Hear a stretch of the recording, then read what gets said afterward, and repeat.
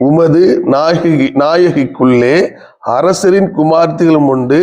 ராஜஸ்திரீ ஒப்பீரம் தங்கம் அணிந்தவளாய் உமது வலது பாரிசத்தில் நின்றாள். இது தாவீது ராஜாவுக்கு வழங்கப்பட்ட சங்கீதம் ஆகமம் 9வது வசனம்ங்க. இதுல ஒரு தீர்க்கதரிசியை குறித்து முன்னறிவிப்பா இருக்குது. அந்த தீர்க்கதரிசி எப்பேற்பட்டவரா இருப்பார் என்று சொல்லப்படுதுன்னா, அவர் அரசர்களின் குமாரத்திகளை மணமுடிப்பார் அப்படின்னு சொல்லப்படுதுங்க. இதை இயேசு கிறிஸ்துவை பொறுத்தவரை பைபிளின் நம்பிக்கை பிரகாரம் அவர் இறுதி வரை கட்ட பிரம்மச்சாரியா தான் வாழ்ந்தார ஒழிய அவர் திருமணம் முடிக்கவில்லை.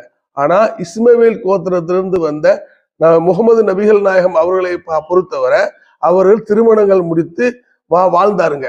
அதுல அவர்களின் மனைவிகள்ல இருவர் அரச குமாரர்களா இருந்தார், அரச குமாரத்திகளா இருந்தார். ஒருத்தவங்க அரச குமாரத்தி அரசரின் வம்சாவளியை சேர்ந்த சஃபியா ரலியல்லா அன்ஹு, அவங்க நபிகள் நாயகத்தின் மனைவியா இருந்தாங்க.